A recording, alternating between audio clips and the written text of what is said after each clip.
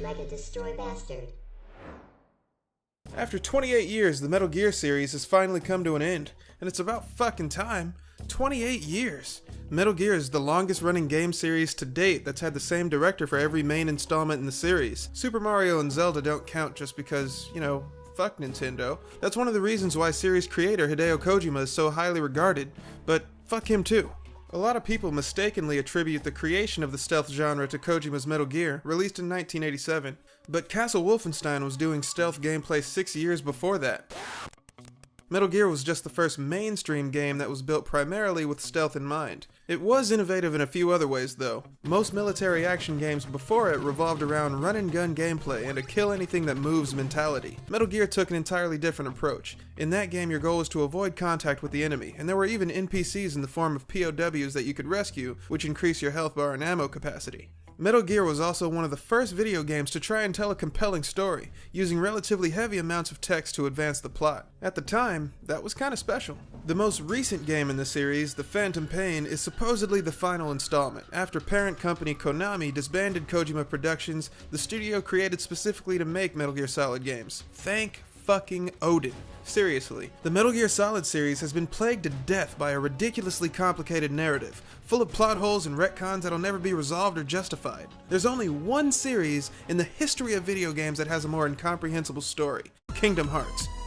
But don't even get me started on that shit. The original Metal Gear Solid was released for the PlayStation in 1998, and it wasn't until this third game in the series that Metal Gear actually became a franchise. Both Metal Gear and Metal Gear 2 were self-contained stories. Neither game teased a future sequel because there weren't any significant questions that needed answering. Besides, there was an 8-year gap between the releases of Metal Gear 2 and Metal Gear Solid, so I don't even think Kojima himself expected a sequel. So MGS was the spark that started the fire, which eventually led to its trademark cutscenes being turned into a joke. So in 2015, MGS5 was released, the so-called final game in the series. After 17 years of melodramatic bullshit, this is finally it. We're gonna have all our questions answered. This is gonna bridge the 20-year gap in the timeline between Peace Walker and the first Metal Gear. Finally, fans of the series are gonna get the closure they've sought for 17 years. Right? Wrong.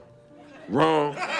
Wrong on all counts. Fuck you, eat shit, your loyalty as a fan don't mean a goddamn thing. Metal Gear Solid 5 is a gigantic slap in the face to longtime Metal Gear fans. It's just pure, unadulterated disrespect. Patrons of the series hoping that MGS5 would tie up all the loose ends in the story can go right the fuck away. The Metal Gear games aren't like Final Fantasy, where each game's story has nothing to do with the others in the series. You don't need to play FF1 to fully understand the context of the events in 10. Metal Gear is the complete opposite. All of the Metal Gears are part of one single storyline that spans 95 years, starting in 1919 at the end of World War I and ending in 2014, technically 2018 if you count Rising. And each game in the series adds more pieces to the puzzle. If you're only into the gameplay and you're just skipping all the cutscenes, well, the fuck is the point of that? I guess if that's all you're interested in, like, if you're just a fan of stealth games, then okay, MGS5 is like the high point of the genre, sure. If you ignore all the dialogue, the game is an absolute masterpiece, and thanks to Kiefer Sutherland being so expensive, there's not much to skip anyway. But who the fuck does that? This game has 70 years worth of lore behind it, and if you think this game should be judged by its own merits, then just get the fuck away!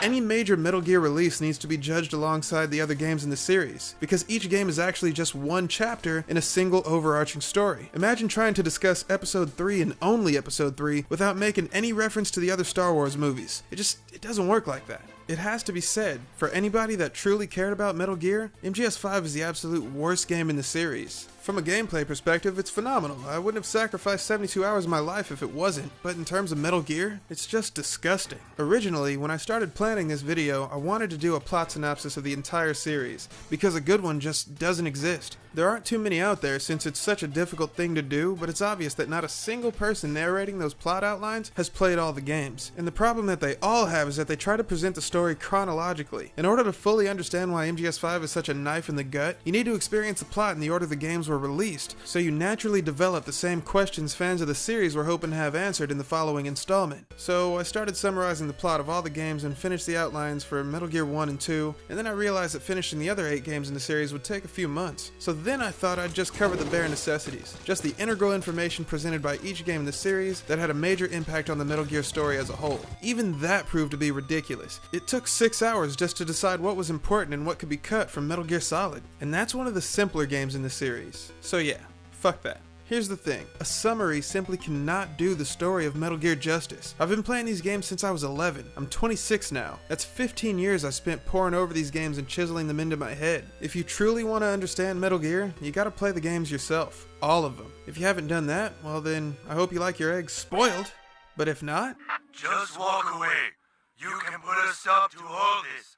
Okay, so, to the remaining 7 of you, if you made it this far, you already know why MGS5 sucks. Like me, you probably spent a few days of your life on this game, hoping to cash in on all those empty promises. 5 was supposed to show how men became demons, the tipping point that caused Big Boss to act the way he did. And what did we get instead? In Mission 46, we find out that everything you've done was pointless, and the real Big Boss was out doing the important stuff that had an actual impact on history. While you were running around trying to catch Skullface, Big Boss Prime was out in Mozambique rescuing Frank Yeager from being tortured. Then you start hanging out with a mute girl who can't wear clothes because she's half plant, and true Big Boss was training Sniper Wolf in the art of marksmanship. And Miller keeps droning on and on for hours, and you don't say shit in response because Jack fucking Bauer surely had a plane to catch that day. Meanwhile, Big Boss Sr. is making plans to resume command of Foxhound and secretly form Outer Heaven to strike back at Zero. These are events that loyal fans of the series deserve to experience personally, and that's why MGS5 is terrible. It's because none of the events that transpire in the game matter. In the end, it turns out you're just another nameless minion.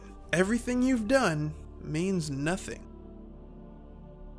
Ever since MGS5 finally came to its bitter end, something's been eating away at me. For the past 15 years of my life, hundreds of games have come and gone, but Metal Gear remained the only constant. MGS showed me what was possible for a video game to accomplish. It's the mother of modern interactive storytelling. To see the series end the way it did, the only word for it is betrayal. And it's strange, because my emotions after finishing MGS5 are the same that Big Boss describes at the end of Peace Walker. I'm not going back. Huh? I'm done. Snake, you don't mean... I'm done looking for the truth. What are you saying, Snake? I was wrong. Come on, boss. Everybody's waiting for you. She betrayed me, Kaz.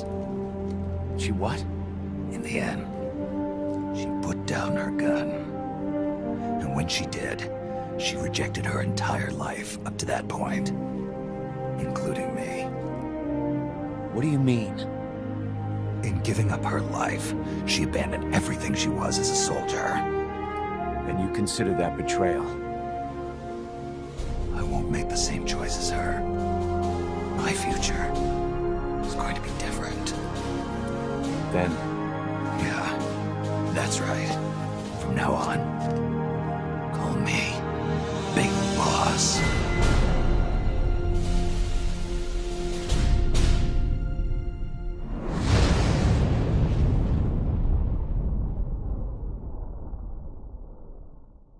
MGS5 ignores everything about the series that made it unique in the first place. Yeah, I enjoyed the game, but I was only doing so under the pretext that it was Metal Gear. But it's not Metal Gear. It's a Frankenstein's monster, born in a lab without a soul. With this final game, Kojima put down his gun, and when he did, he rejected the entire franchise up to that point, including us, the fans. By designing a game that has no interesting characters, no real boss fights, and no insight into Metal Gear's overarching narrative, he abandoned everything he was as its creator. And then it goes deeper than that. I still have the memories of what Metal Gear used to be, but I can't return to the fan I once was. It's like I've been left with a phantom pain. So I'm done. I'm done searching for answers that were never there. In a lot of ways, I'm grateful to MGS5. Metal Gear Solid is what got me into gaming in the first place, and my obsession with the series has cost me a lot of important opportunities. And if it weren't for the phantom pain, I wouldn't be able to move on and put the series behind me. But there's one last thing I have to do. It's not over yet! It's about time somebody set the record straight, and I'm just the one for the job.